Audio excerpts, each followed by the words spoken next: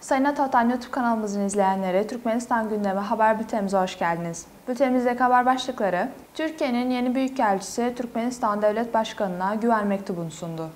Türkmenistan ile Afganistan, demiryolu alanındaki işbirliğini güçlendirecek. Son haberimiz, Türkmenistan'ın tasarımı ve modası kendi kimliğini kazandı. İlk haberimiz, Türkiye'nin yeni büyükelçisi Türkmenistan Devlet Başkanı'na güven mektubunu sundu. Türkmenistan Devlet Başkanı Serdar Berdimuhamedov, Türkiye Cumhuriyeti'nin Türkmenistan'a yeni atanan Büyükelçisi Ahmet Demirok'u kabul etti. Güven mektubunu sunan Büyükelçi, Cumhurbaşkanı Recep Tayyip Erdoğan'ın Türkmenistan Devlet Başkanı'na ve Türkmen halkının ulusal lideri Türkmenistan Halk Maslahatı Başkanı'na selamlarını iletti. Devlet Başkanı Serdar Berdimuhamedov, Türkiye Cumhurbaşkanı'na karşılıklı dileklerini ileterek Türkiye Cumhuriyeti'nin ilişkileri uzun vadeli stratejik nitelikte olan Türkmenistan için en yakın kardeş ülke olduğunu açıkladı. Türkiye, Türkmenistan'ın önemli ticari ve ekonomik ortaklarından biri.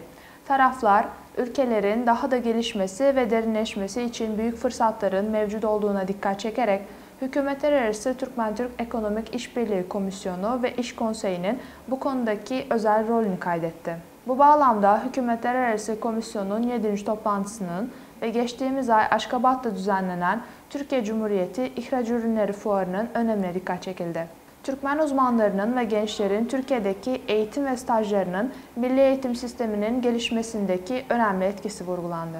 Devlet Başkanı, ülkelerimiz arasındaki ilişkilerin siyasi, diplomatik, ticari, ekonomik, kültürel ve insani alanlarda daha da geliştirilmesi için iyi fırsatlar olduğuna ve bu ilişkilerin gelecekte güçleneceğine kesinlikle inanıyorum dedi. Sıradaki haberimiz, Türkmenistan ile Afganistan demiryolu alanındaki işbirliğini güçlendirecek. Türkmenistan'ın Afganistan Büyükelçisi Hoca Övezov, Kabil'de Afganistan Demiryolu İdaresi Başkanı Bahturrahman Şarafat ile görüştü.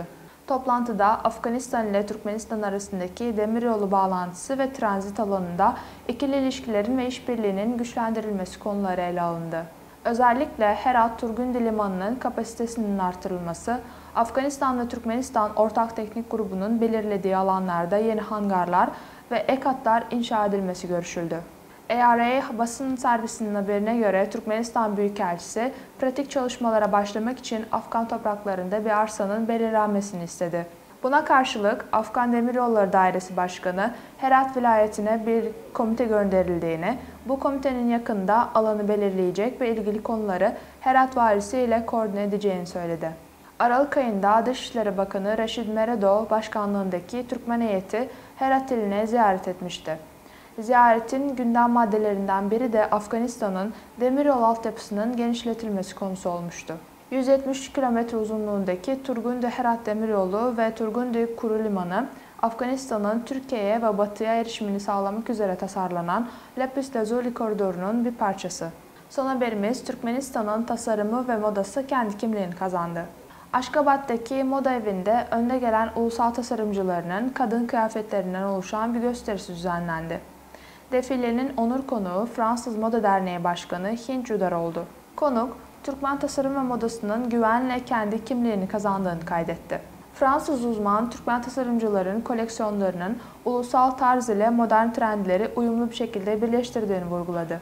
Judar, uzun yıllardır bu alanda çalışan bir uzman olarak ulusal tarzı moda dünyasındaki modern trendlerle birleştirmeye yönelik bu bilgi ve iyi geleneği her zaman korumaya çalışıyorum dedi. Ayrıca Türkmen tasarımcıların nihai vizyonunu kostüm aktarma konusunda yüksek profesyonellik seviyesine dikkat çekti.